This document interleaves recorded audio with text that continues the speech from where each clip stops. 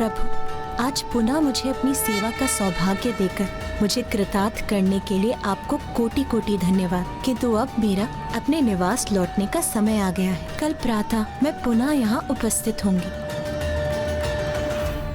ये मत भूलिए देवराज कि आपके अनुरोध पर मैं यहाँ देवताओं की समस्या का समाधान ही करने आया हूँ। इसलिए आप इस कार्य में मेरे साथ भागीदार हैं, तो फिर मैं वहाँ अकेला क्यों जाऊँ? यदि आप कुछ और कर नहीं सकते तो मेरे साथ वहाँ चल तो सकते हैं ना? उचित है फिर चलिए। और विलंब क्यों, बढ़िए आगे।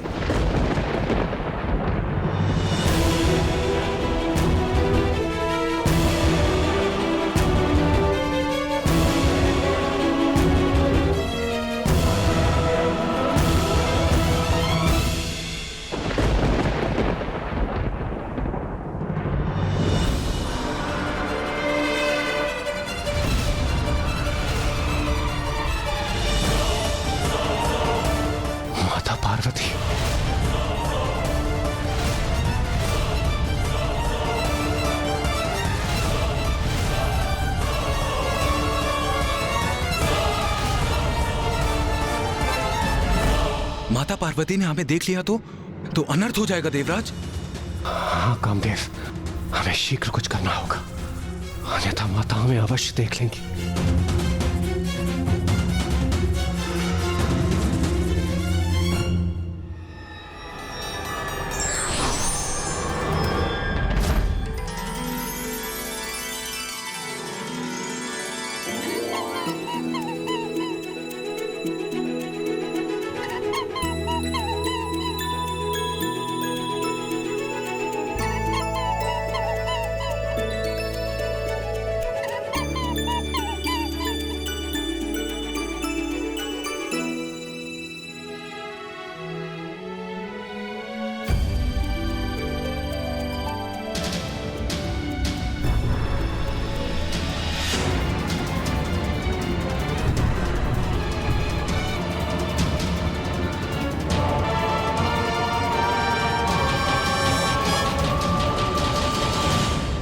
किसी प्रकार हमारी रक्षा हो ही गई। तनिक अवकाश ही शेष था, अन्यथा माता की दृष्टि हम पर अवश्य पड़ जाती। अब सब उचित है। चलिए देवराज, अब हमें यहां से लौटना चाहिए।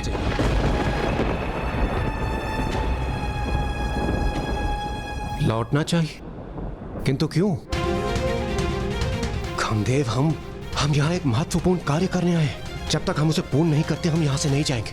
नहीं देवराज, अब उसका कोई लाभ नहीं। मैं महादेव पर तभी बाण साध सकता हूं जब माता पार्वती उनके समक्ष हों, जिससे मेरा बाण जब महादेव को स्पर्श करे और वे अपने नेत्र खोलें तो माता को अपने समक्ष देख उनके प्रति प्रेम और स्नेह का भाव जागृत हो सके। ओह, तो अब मैं समझा, ये आपकी रणनीति थी। इसलिए तो आप इतना तर्क वितर्क कर रहे थे। आप यही चाहते थे ना कि समय व्यर्थ हो जाए और माता गुफा के बाहर आ जाए और आपको अपना कार्य भी ना करना पड़े। क्यों कामदेव?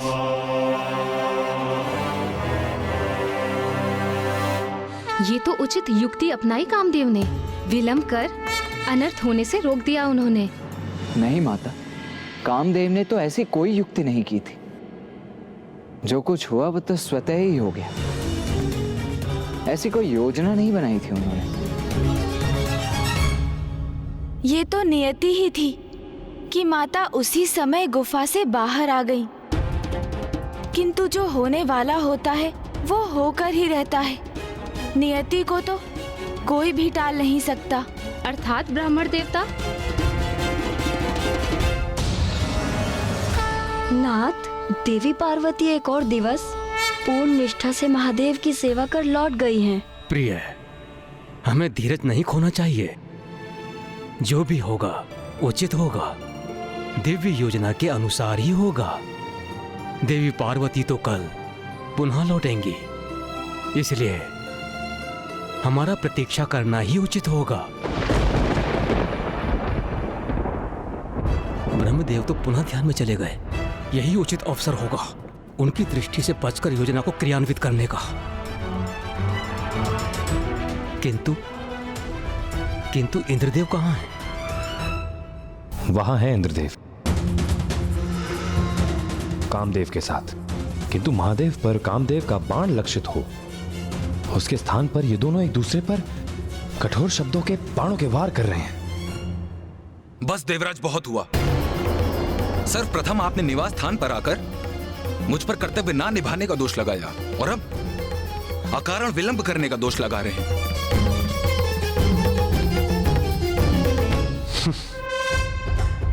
ये दोहरा मापदंड आप अपने पास ही रखिए कामदेव।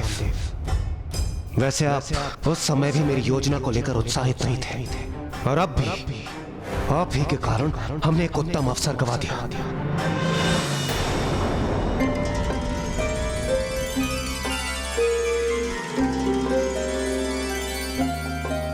ओहो, मैंने शेष रहे बासी फलों की टोकरी तो गुफा में ही छोड़ दी, कहीं उससे दुर्गंध न उत्पन्न हो।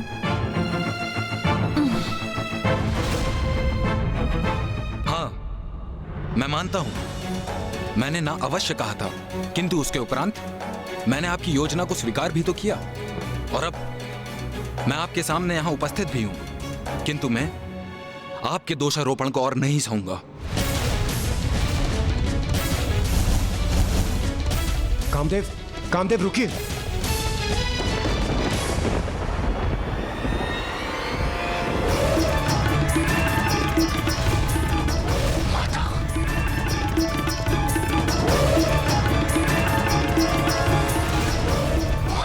और आ रही है।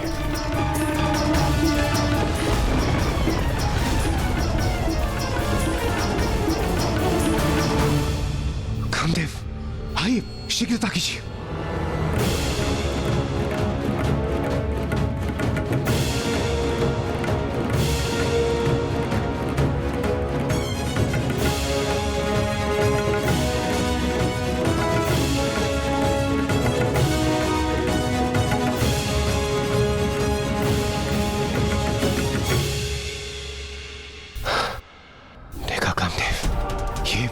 ये नियति नहीं तो और क्या है।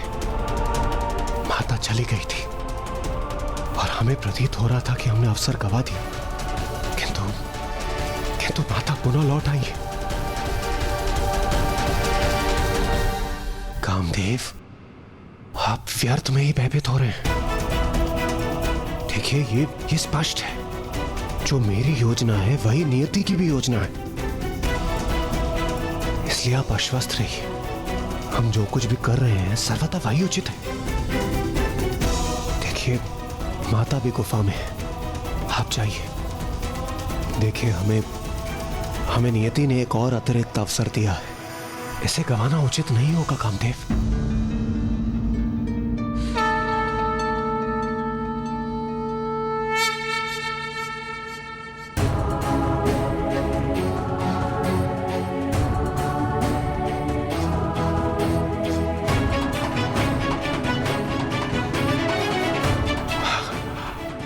आइए कामदेव, आइए। करूंगा, मैं जगत कल्याण के लिए सब कुछ करूंगा।